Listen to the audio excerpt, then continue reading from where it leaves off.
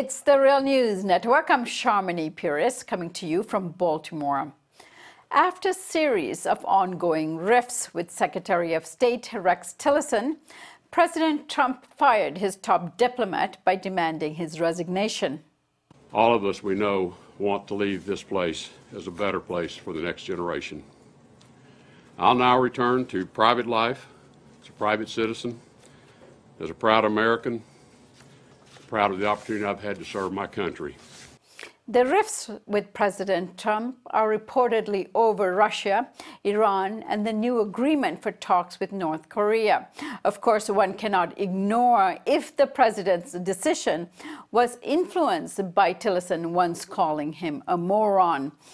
Taking on the new reins at the State Department will be CIA Director Mike Pompeo. On to discuss Mike Pompeo and his new reign at the State Department is Lisa Graves. Lisa is the co-director of Documented, which investigates corporate influence on our democracy. She's also a senior research fellow at the Center for Media and Democracy. Lisa, good to have you here. Thank you so much. Thanks for having me on. Lisa, what do you know about Mike Pompeo, and what concerns do you have about him taking up office as Secretary of State? Well, Mike Pompeo is someone who is a former congressman who has deep and close ties to the Koch brothers.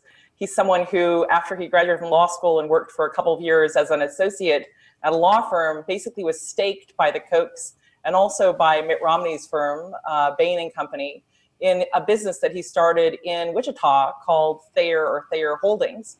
And while Mike Pompeo has said that the Kochs only invested perhaps 2% of the $90 million that they raised in that initial fundraising, there's actually no documentation of how much, how long, and how deep the Koch investment was for him in Wichita in that business enterprise. And then we know that after he left that business, one of the things he did was volunteer his time to work for the Koch think tank there in Wichita and work side by side with Charles Koch's right-hand man, his first sort of consigliere, a man named George Pearson. And so, Pompeo is deep in the Koch network. In fact, when Pompeo ran for Congress initially, the Kochs backed him over 3 other candidates and helped him get promoted through their America's Prosperity Network.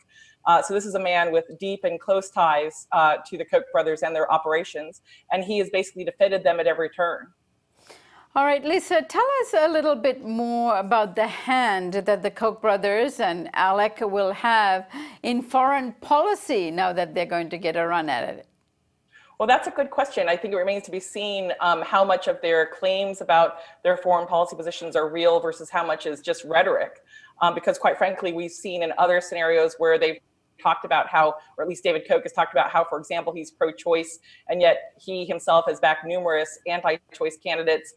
They've sort of claimed this libertarian perspective, but in reality, they've backed extreme right-wing politicians. And so it's not clear what their true position is. What is clear is that Mike Pompeo has been someone who's been a staunch defender of theirs and an ally of theirs, even though Mike Pompeo sort of in a slippery way said he's not actually calling Charles Koch to get his opinion about every specific matter. So we'll see. I think one of the things that is important to know is that whoever is confirmed to be the Secretary of State is fourth in line to become the President of the United States, should there be a change at the top.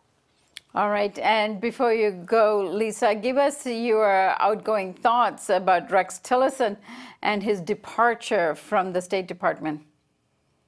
Well, the State Department has been decimated in many ways under Rex Tillerson's so-called leadership, but he has had the occasion to speak contrary to what Trump has wanted. Most recently, it seems, in response to the situation in Britain in terms of Russia. But he's someone who does not have a great tenure at the State Department. Many positions are unfilled, and his agenda there has been one largely, obviously, of the Trump agenda, with a few notable and very recent exceptions. I do hope if Pompeo goes before the Senate again, that he'll be asked questions and asked for documentation about his role and deep relationship with the Koch brothers. Rex Tillerson did not get, I think, as many questions as I would have liked when he was confirmed. All right, I just want to take this opportunity. I think I have you for a few more minutes there, Lisa. If you were sitting on that committee, what are the questions you'd be asking him? Well, I'd like to see the documents. Who invested in him? How long did the Kochs invest in him? How much money was it really versus just what was stated to the press? I think those are important questions. I also think there are other important questions beyond the Koch brothers in terms of U.S. policy regarding human rights. Obviously, Pompeo is someone who has had a very anti-human rights sort of perspective as a congressman, embracing torture. He's someone who has said in early interviews from an early age that Ayn Rand is someone who he worships, or that is someone who he follows those beliefs. And so I think that there are a lot of good questions to place at Mike Pompeo, including, most importantly, for the sake of our planet and our future, what his view is going to be in terms of dealing with climate change and the devastating climate changes that are underway.